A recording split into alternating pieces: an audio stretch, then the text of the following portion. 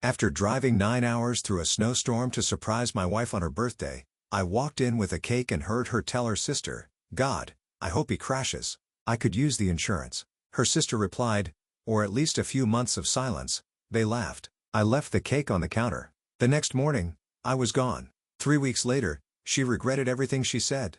After driving 9 hours through a snowstorm to surprise my wife on her birthday, I walked in with a cake and heard her tell her sister, "God, I hope he crashes. I could use the insurance." Her sister replied, "Or at least a few months of silence." They laughed.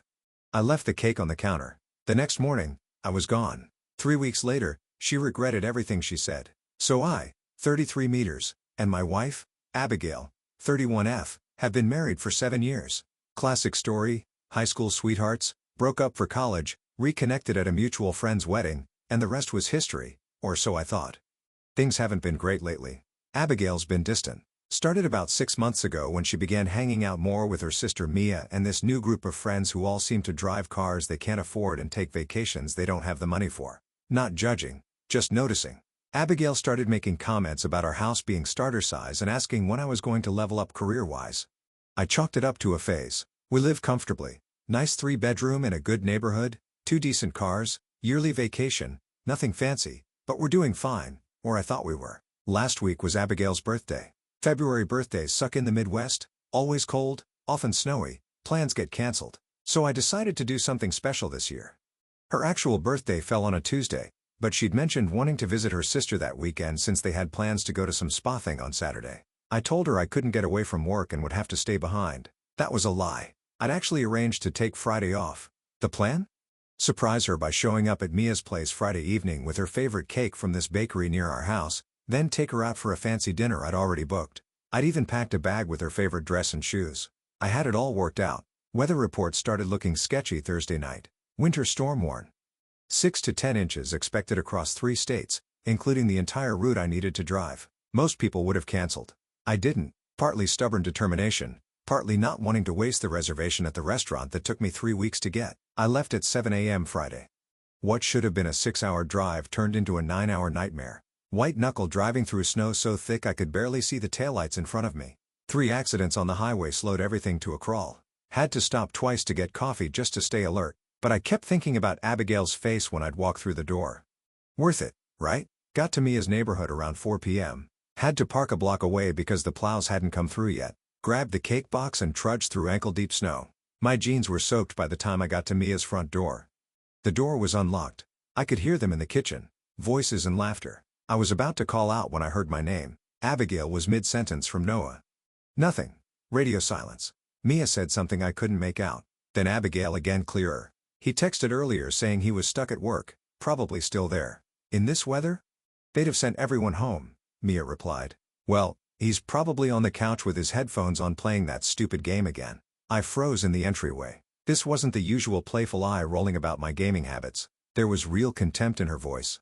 At least he's not here ruining your birthday week, Mia said. I almost stepped in then to announce myself. Wish I had. Instead, I heard what came next. God, can you imagine? Abigail laughed. He'd insist on coming to dinner with us tonight and tell the same 3 stories he always tells. Then he'd get that sad puppy look when I want to go out tomorrow without him. My stomach nodded. I stood there holding this stupid cake I'd driven 9 hours through a blizzard to deliver, listening to my wife mock me to her sister. Well, at least he's safely out of the way, Mia said. The roads are a disaster. My friend's husband got stuck on the highway for 3 hours. There was a pause. Then Abigail said something I'll never forget. God, I hope he crashes. I could use the insurance. I must have made a noise because they both got quiet. I thought I'd been caught. But then Mia responded, or at least a few months of silence. They both laughed. Actual laughter. At the thought of me dead or hospital, I don't remember consciously deciding what to do next. I just walked into the kitchen, placed the cake box on the counter, and walked back out. Their faces I've never seen color drain from someone's face so fast in real life. Abigail called my name, but I just kept walking. Back through the snow. Back to my car. I sat there for maybe 20 minutes before I could even put the key in the ignition. My phone blew up. 17 missed calls by the time I checked. 38 text messages. I read exactly none of them. I drove to the nearest motel. Cost me $80 for a room that smelled like cigarettes in desperation. Turned off my phone and stared at the ceiling until sunrise. When I did turn my phone back on, There were 63 texts and 29 missed calls. I didn't read them, just texted my friend Theodore. Something happened with Abigail. Need a place to crash for a few days. Theo, being the MVP he is, just replied, doors unlocked, beers in the fridge. I drove the 9 hours back home, packed 3 suitcases of clothes and essentials while Abigail was still at Mia's, grabbed my important documents from our fireproof box, and went to Theo's. That was 3 days ago. I still haven't spoken to Abigail, though not for her lack of trying. She's called from multiple numbers, left voicemails ranging from tearful to angry, and even showed up at my work yesterday. I wasn't there, called in sick. Today, I went to the bank and moved half our joint savings into a new account in just my name, froze our joint credit cards, changed all my password, told my boss I needed to work remotely for a week due to a family emergency. It's all very methodical, which is weird because inside I feel like I'm in free fall. The thing is, I keep replaying those words. I hope he crashes. I could use the insurance. Who says that about someone they're supposed to love? Who laughs about their spouse being silenced for months? Even worse is realizing this probably isn't the first time she said something like this, just the first time I heard it. Our friends have started reaching out. Apparently, Abigail's telling people we had a misunderstanding, and I'm overreacting. Classic gaslighting move. One mutual friend texted saying, "Whatever happened, I'm sure you guys can work through it without even asking for my side."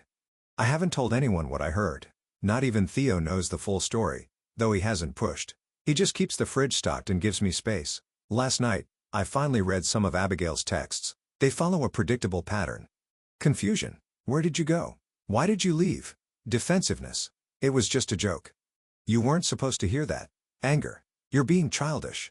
Answer your damn phone. Manipulation. I'm worried about you. Please let me know you're okay. Threats. If you don't call me back, I'm calling the police to report you missing. Self-pity. I can't believe you do this to me on my birthday weekend. Not one genuine apology. Not one acknowledgement of how fucked up what she said was. After reading those, I blocked her number. I'm not ready to talk to her. Maybe I never will be. Today, I met with a financial advisor named Milton, who a coworker recommended, spent 2 hours going through our finances, found out some interesting things, like how Abigail's been spending $700-800 a month on online shopping for the past year, or how she took out a store credit card I didn't know about with a $3K balance. Milton helped me make a plan to disentangle our finances as painlessly as possible. It's all legal. Nothing shady. But it means Abigail's about to get a reality check about her spending habits. The joint account I left untouched has enough for this month's mortgage and utilities. After that, we'll see. I'm not trying to leave her destitute. I just need her to understand there are consequences. The wild thing is I still catch myself wondering if I'm overreacting. Like, maybe it really was just a joke, but then I remember her tone, the casualness of wishing me dead, the laughter after, and I know I'm not. Theo says I should talk to her if only to get closure. Maybe he's right, but right now, I'm still processing, still trying to figure out who this person I married actually is. Tomorrow marks 4 days of silence from my end. Abigail's sister, Mia, tried to call today. I didn't answer. Then our neighbor, Lydia, texted saying Abigail was at our house crying on the front step because I changed the garage door code. Part of me feels bad. Most of me doesn't. The thing that keeps me up at night isn't even the insurance comment. It's the laughter. The easy way they both found humor in the thought of me suffering. Who does that?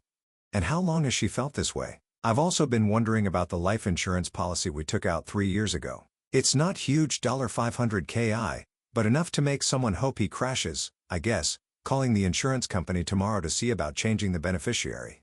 I know this is getting long, but typing it all out helps. Theo's got a buddy who's a divorce lawyer. Meeting him for coffee tomorrow. Not sure if that's where this is heading, but I need to know my option.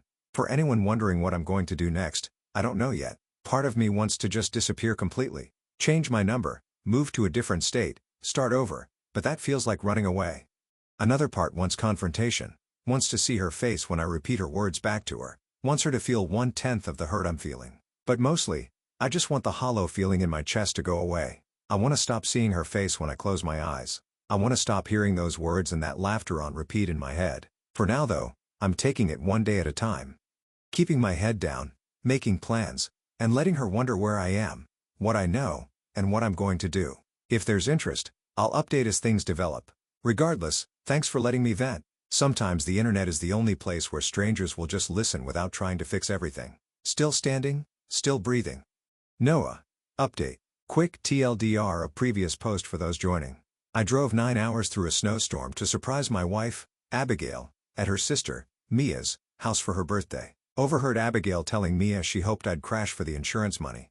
Left the cake on the counter and walked out. Been staying at my friend Theodore's place for 3 days. Ignoring her calls and texts while sorting out finance. Lots of you asked for an update when things developed.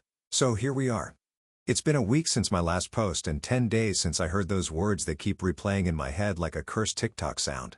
They say anger fades. That's what all the self-help podcasts Theodore's been playing in the kitchen claim anyway. The rage subsides, and you're left with a clear mind to make better decision. I'm still waiting for that part. Last Wednesday, day 4 of silence, I woke up with a plan. Not a good plan, not a healthy plan, but a plan that felt right in that moment. I waited until 9:30 a.m. when I knew Abigail would be at work. Then I went home. Our home. With 3 empty suitcases and Theodore's pickup truck. The house looked exactly the same as when I left it. Coffee mug still on the counter. Mail piled up by the door. But it felt different. Foreign. Like walking into a movie set of my life rather than the actual thing. I started in the bedroom. Packed all my clothes except the ones Abigail had picked out for me over there. Left those hanging in the closet like abandoned cocoons. Took my grandmother's watch from the dresser. My journals from the bookshelf. The external hard drive with all our photos. Petty maybe, but I paid for the damn thing. In the office, I disconnected my gaming setup. Left the desk. We bought it together, but took the chair. I bought it when she complained about the squeaky wheels on the old one. Found our marriage certificate in the filing cabinet and took that too. Not sure why, just felt important. Throughout the house, I systematically removed myself, my books, my records, my tools from the garage, the weird metal sculpture I bought at that art fair she hated. 4 hours of methodically erasing my presence. What I didn't take, anything we'd purchased together, the couch we picked out after 3 weekends of shopping, the kitchen table where we'd eaten thousands of meals, the bed where we'd slept, fought, made up, made love. I left all of our framed photos exactly where they were. Something about seeing my face smiling back at her from every wall, every surface felt right, a reminder of what she'd thrown away. Before I left, I did 3 things. First, I turned the thermostat down to 62 degrees.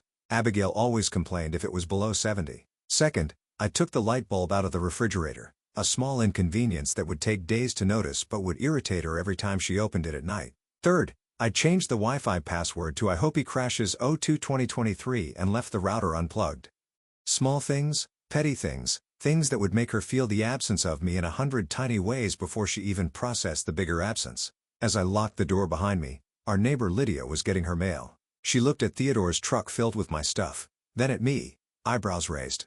I just shrugged and said I was taking some things to donate. She didn't believe me. Her eyes said as much, but she nodded and went inside. Midwest politeness. Don't ask uncomfortable question. Mind your business. Usually annoys me, but that day I was grateful. Back at Theodore's, I stacked everything in his garage except for 2 suitcases of clothes and necessities that came inside. He helped me unload without asking questions, just handed me a beer when we'd finished, and said sometimes life kicks you in the teeth. Thursday was financial day. Met with Milton again. He'd gathered all our account information and laid everything out in a spreadsheet that made my stomach turn. Turns out Abigail had been spending way more than I realized, not just the store credit card I mentioned before, but cash withdrawals from our joint checking. $300 here, $500 there, over $12,000 in the past year that she couldn't account for with receipts or purchases I could see. Milton helped me draft a letter formally requesting financial separation. Not divorce papers, not yet, but a clear statement that I would no longer be responsible for any new debts she incurred. Had it delivered by courier to her workplace. Petty? Maybe. Effective? Definitely. I also canceled our shared streaming accounts and subscription services, changed the passwords on our cloud storage where we kept important documents, redirected all my mail to a P.O. box, small systematic cuts to our intertwined life. Friday morning, I finally checked my social media, 17 Facebook messages, 34 Instagram DMs, even my dormant Twitter had notification, people checking if I was okay, people asking what happened with Abigail, people taking sides without knowing the full story. I posted exactly one thing. A photo of a half-eaten birthday cake on a kitchen counter. No caption. No context. Just the cake. Within an hour, my phone blew up. Friends texting to ask what it meant. Abigail called 6 times in 20 minutes. Her best friend Jill sent a message asking if I was okay because Abigail was really worried. I answered none of them. That afternoon, I met with Ramon from work to explain I needed some personal time. He was surprisingly understanding, just asked how much time I needed and if I could still handle the Wilson project remotely. I said yes to the project 2 weeks for the time. He didn't pry, just clapped me on the shoulder and said sometimes space was the best way to get clarity. First decent advice I'd gotten since this whole thing started. Saturday brought the first real confrontation. I was at the grocery store staring at frozen pizzas and trying to remember which brand Theodore preferred when someone called my name, turned around to find Mia standing there, shopping basket in hand, face pale like she'd seen a ghost. She started with the usual. "Abigail's worried sick. Everyone's concerned. Won't I please just talk to her?" When I didn't respond, her tone shifted. Said I was being childish.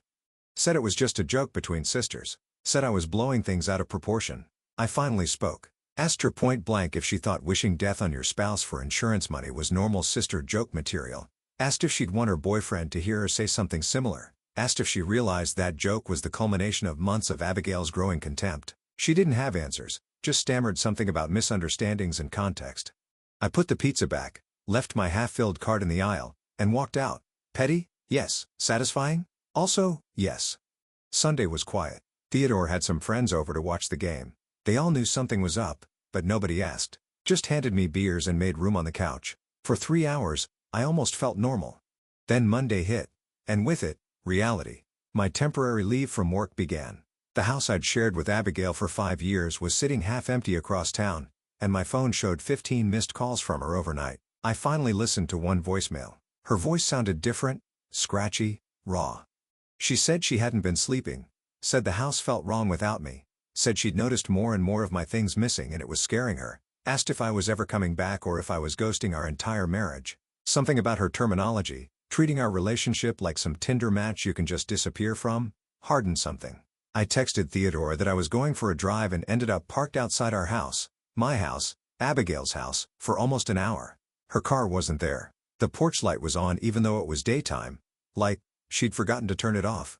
The recycling bin at the curb was overflowing with wine bottles. I didn't go in. Just sat there wondering how many mortgage payments I had left. Wondering if I should sell it and split the proceeds or try to buy her out. Wondering how we'd gone from forever to forensic accounting in 10 days.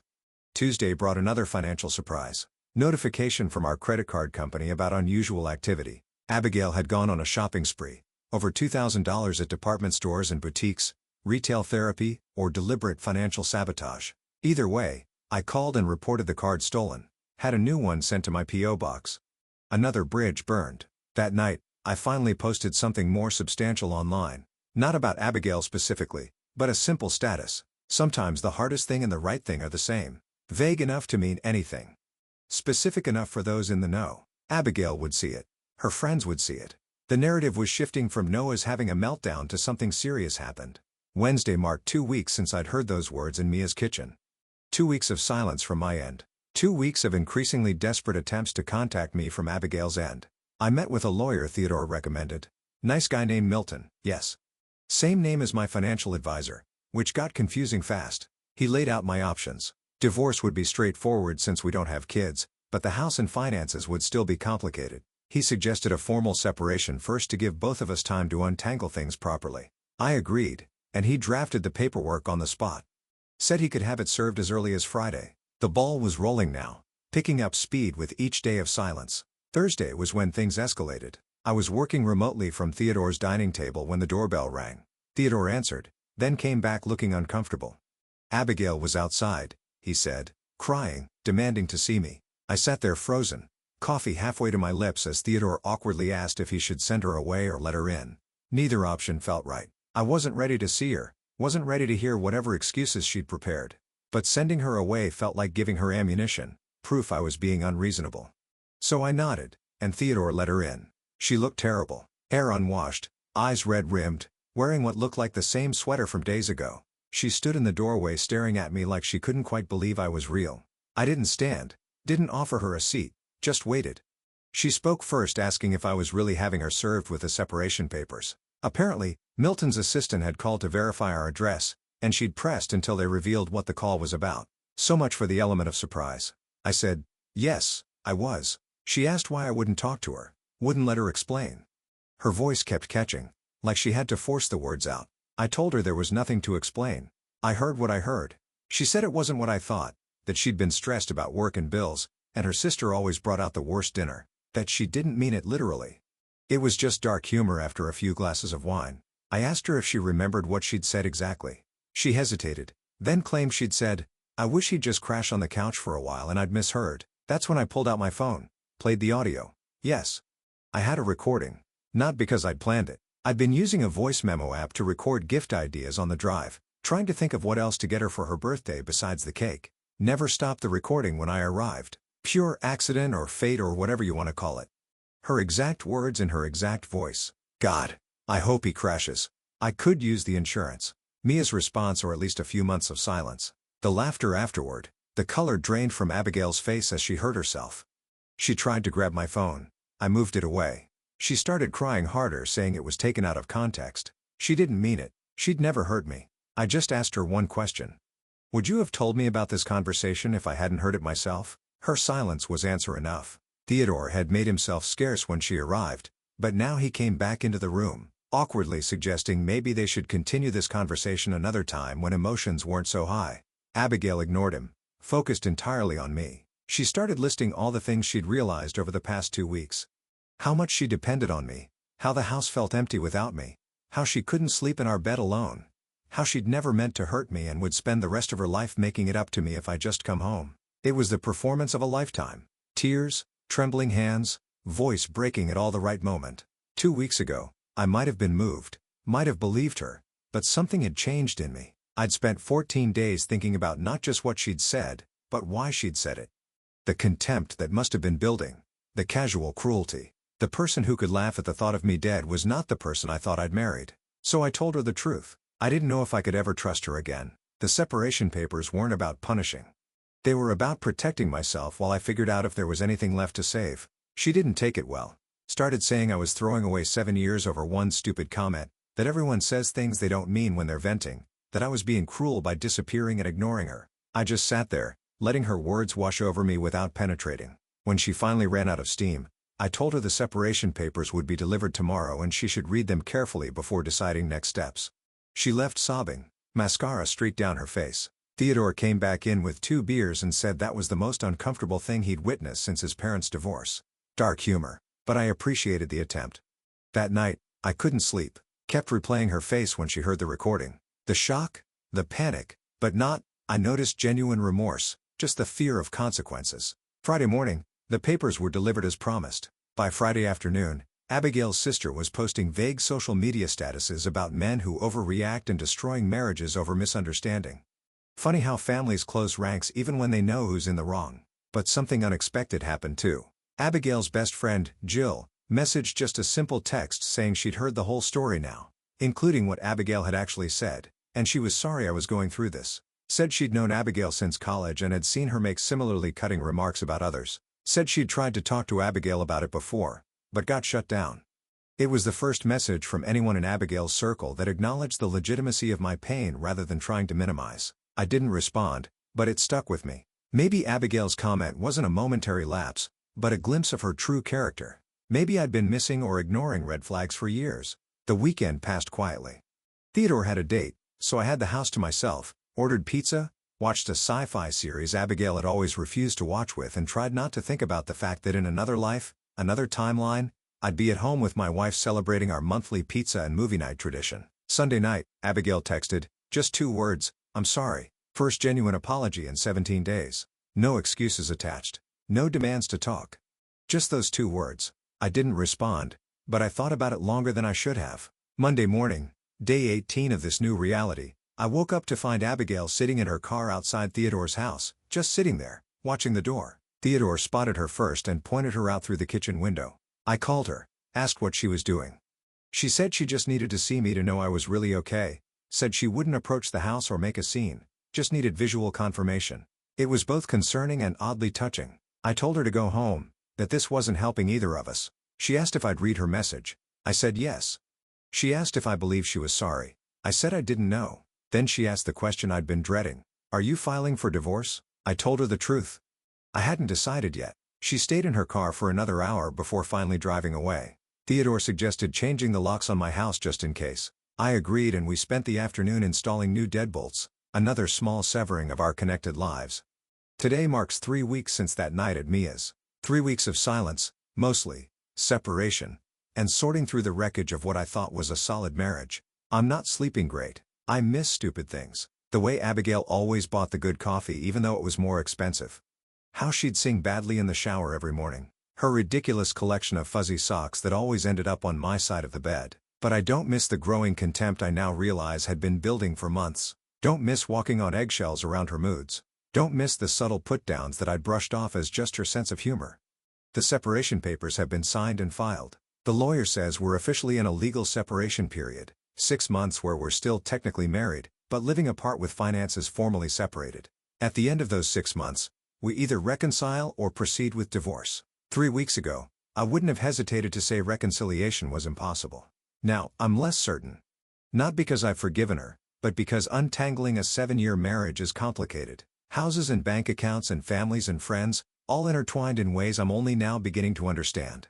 As I write this, my phone lights up with a notification. Another message from Abigail. Can we meet? Neutral location just to talk, please. I don't know what I'm going to say. Part of me wants to hear her out. Part of me thinks it's just prolonging the inevitable. Most of me is just tired of the whole situation, but I suspect I'll agree to meet her. If only to say to her face all the things I've been typing to strangers on the internet. We'll update if anything significant changes. And thanks for all the advice on the last post, even the weird suggestions involving glitter and her shampoo bottle. Some of you need therapy, but I appreciate the solid air. Still standing. Still breathing. Noah. Final update. It's been exactly 25 days since I left that cake on the counter. 25 days of silence, separation, and more adulting than I ever wanted to do. This will probably be my last update because, well, there's only so many ways to dissect a dead marriage before even the internet gets bored. First, thanks for all the comments and DMs. Yes, even the weird one. No. I did not take the advice about putting fish in our car vents. Y'all are savages. So the coffee shop meeting. I got there 15 minutes early because anxiety makes me punctual. Downtown groundwork. Coffee at 2 p.m. on a Thursday meant it was busy enough for background noise, but not so crowded we'd be overheard. I picked a corner table, ordered a black coffee I didn't want, and waited. Abigail arrived exactly on time, not 5 minutes late like she usually would be. Hair done, light makeup, wearing the blue sweater I'd given her last Christmas. All strategic choices, I'm sure. The first thing she said when she sat down wasn't hello. It was that she'd lost 7 pounds since I left. Just dropped that fact like it was supposed to mean something. Stress weight loss as relationship currency. Classic Abigail move. I didn't acknowledge it. Just asked why she wanted to meet. She'd prepared notes. Actual handwritten notes on a yellow legal pad. The sight was so unexpected I almost laughed. This woman who would rather die than make a grocery list had bullet-pointed her way through whatever this conversation was supposed to be. Her first point, she was sorry. Genuinely, deeply sorry for what she'd said. It was cruel and thoughtless and she didn't mean it. She'd been stressed about work, annoyed that I was missing her birthday weekend or so she thought, and had been drinking wine with Mia all afternoon. The words just came out. I asked why she laughed after she flinched like I'd flicked water in her face, said it was nervous laughter, said Mia always brought out her worst side, said it was a stupid attempt to seem edgy and cool in front of her sister. Second point, she'd been taking our relationship for granted. She'd gotten comfortable in the safety I provided. The stability, she'd stopped appreciating everything I did and started focusing on what I didn't do. Third point, the past 3 weeks had been a wake-up call. She'd realized how much she depended on me. Not just financially though, that was part of it. At least she was honest, but emotional. Said the house was too quiet. Said she'd started talking to herself just to hear a voice. Fourth point, she wanted to try couples therapy. Had already found someone who specialized in rebuilding trust after betrayal.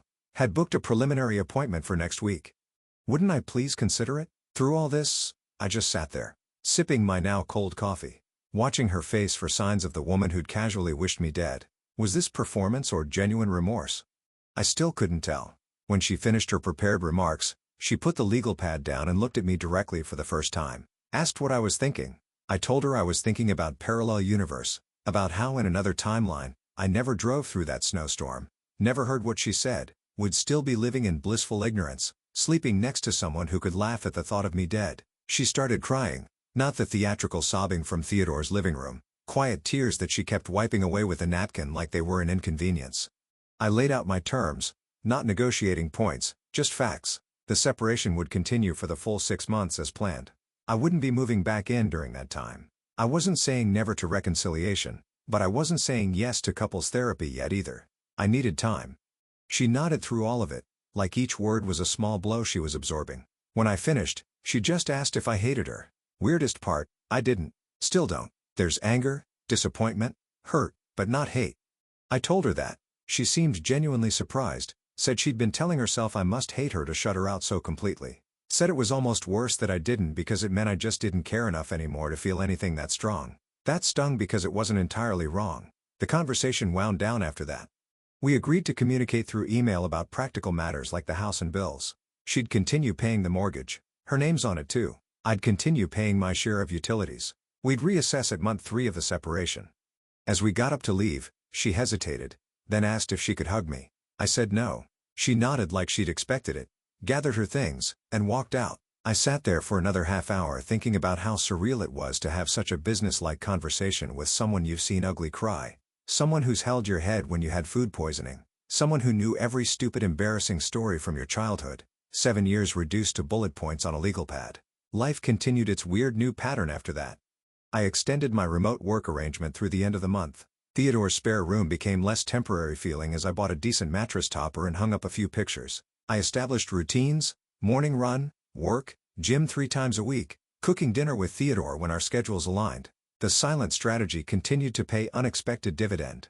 With limited contact from me, Abigail seemed to be doing some actual reflection.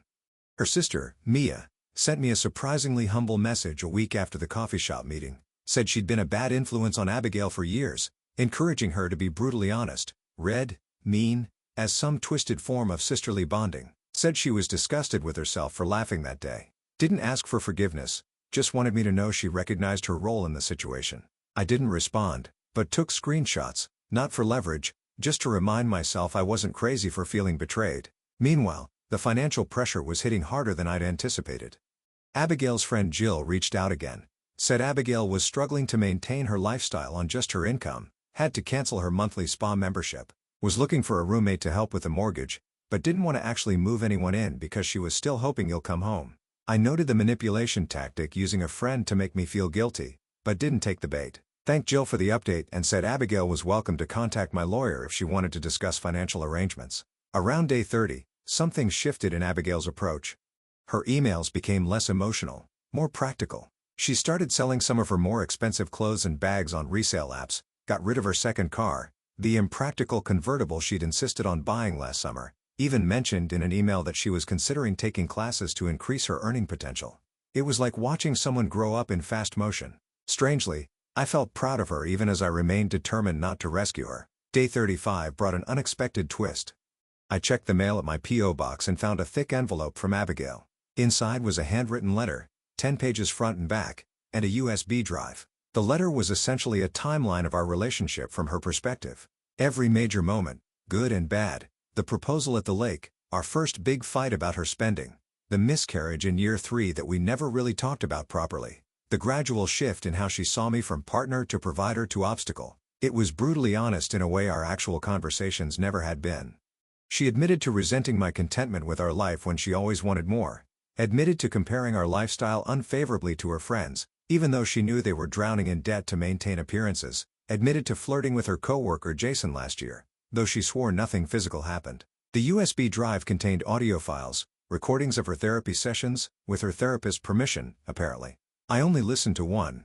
Couldn't stomach more. Hearing her dissect our marriage with a stranger, hearing the genuine confusion in her voice when she tried to explain why she'd said what she said about the insurance money. It was too intimate. Too raw. I deleted the files and put the letter in my document box. Not sure if I'll ever read it again, but it felt wrong to throw it away. Day 40 brought another development. Ran into our neighbor Lydia at the hardware store. She mentioned that Abigail had been hosting some kind of weekly gathering at the house. Not parties, meetings. Said there were always 6 or 7 cars out front on Wednesday nights. Curiosity got the better of me. That Wednesday, I parked down the block and watched. 7 women arrived between 6 and 6:30. All around Abigail's age. Some I recognized as her friends, others were strangers. I didn't approach, that would be weird, but I did text Jill afterward asking casually what Abigail was up to these days. She said Abigail had started a women's accountability group focused on financial literacy and breaking toxic relationship pattern. That was not what I expected. Around day 45, the social media dynamic shifted dramatically. Mia, who'd been conspicuously silent about our situation online, posted a lengthy status about supporting my sister through her awakening and helping her recognize destructive patterns. She tagged Abigail, who responded with a simple, "Love you, but this journey is mine to share when I'm ready." This caught the attention of our mutual friends. Suddenly, People who'd been giving me space started reaching out, asking what was going on. The rumor mill churned. Someone heard Abigail was in rehab. She wasn't. Someone else heard I'd cleaned out our accounts and left her destitute. Also untrue. Yet another claimed we'd been having problems for years, and the separation was mutual. Partially true, I guess. I maintained my silence. Let 'em wonder. Day 50 marked a significant moment. For the first time since leaving, I went back to the house while Abigail was home. Needed to pick up my winter gear from the garage. Minnesota spring is a lie, and we got 6 inches of snow overnight. Texted her first to make sure it was okay. She responded immediately saying, of course, she'd be home all day working on some project. Pulling into the driveway felt surreal. The lawn needed mowing. The flower beds were untended. Small signs of my absence. Abigail met me at the door but didn't hover, just said to take whatever time I needed, then retreated to the kitchen where she appeared to be painting something. The house felt different, smelled different too.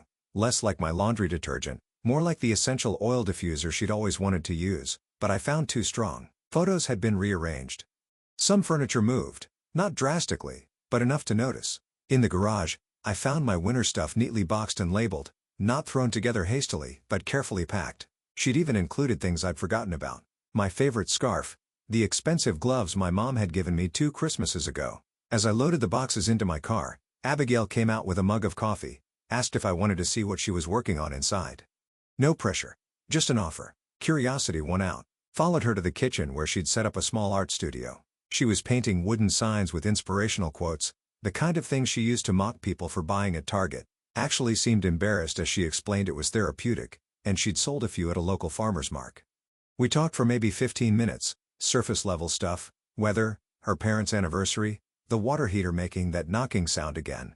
Normal conversation between two people who used to share everything. As I was leaving, she said something that stuck with me. Said she'd been reading about grief and realized she was grieving our marriage while also hoping to save it. And those two things kept contradicting each other in her head. I nodded, said I understood because I felt the same contradiction. It was the most honest exchange we'd had in years. Day 60 brought financial clarity. Meeting with Milton, the financial advisor, not the lawyer, still confusing, revealed Abigail had been sticking to our agreement. No new joint debt, regular payments on her personal credit cards. She'd even paid off that store card I hadn't known about. Milton suggested it might be time to discuss more permanent financial arrangements depending on which way I was leaning about reconciliation. I realized I hadn't actively thought about that choice in weeks. Had been so focused on maintaining boundaries that I'd avoided the bigger question. So I made a list, pro as con style, like deciding which car to buy or which job offer to take. Except this was about whether to try salvaging a 7-year marriage or walk away permanently. The list didn't help. Some things can't be quantified. Day 70. Theodore announced he was seeing someone seriously enough that they were discussing moving in together. Not immediately, but within a few months. He assured me I could stay as long as I needed, but the subtext was clear. Time to figure out more permanent arrangement. That weekend, I toured 3 apartments, signed a 6-month lease on the second one. 1 bedroom, walkable downtown location, decent kitchen. A fresh start, told Abigail via email. She responded with a single line, I understand, but the door here remains open. Moving day came on day 75. Theodore helped along with 2 other friends. 4 hours of carrying boxes and furniture up 3 flights of stairs because the elevator was broken. Ordered pizza and beer afterward. Christened the place with a makeshift living room picnic since I hadn't bought a dining table yet.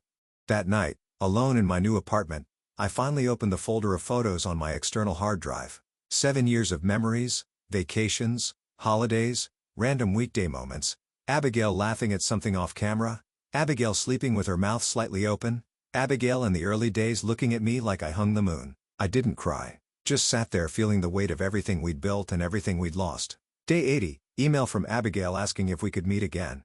She wanted to discuss what would happen after our 6-month separation ended, still 3 months away, but she wanted to be prepared for either outcome. We met at a different coffee shop, more neutral territory. She looked good, healthy, had cut her hair to shoulder length, wore minimal makeup and simple clothes, jeans, sweater, boots, the flashy designer purse replaced by a canvas tote. The conversation was direct. She asked if I was leaning toward reconciliation or divorce. I told her honestly that I hadn't decided. Asked what she wanted. She said she wanted to try again, but only if I could eventually forgive her. Really forget, not just say the words while holding on to resentment. Said she'd changed in the past 11 weeks, was still changing, and wanted the chance to show me that person rather than tell me about her. I said I believed she'd changed, said I'd changed too. said I wasn't sure if our new selves were still compatible or if we'd grown in different direction. She nodded, said that was fair. Then she handed me a sealed envelope, said it contained her proposed terms for either outcome, reconciliation or divorce, asked me to read it when I was ready, and let her know my thoughts. I opened it 3 days later. Inside was the most mature, reasonable document I could have imagined from someone fighting for their marriage while preparing for its end.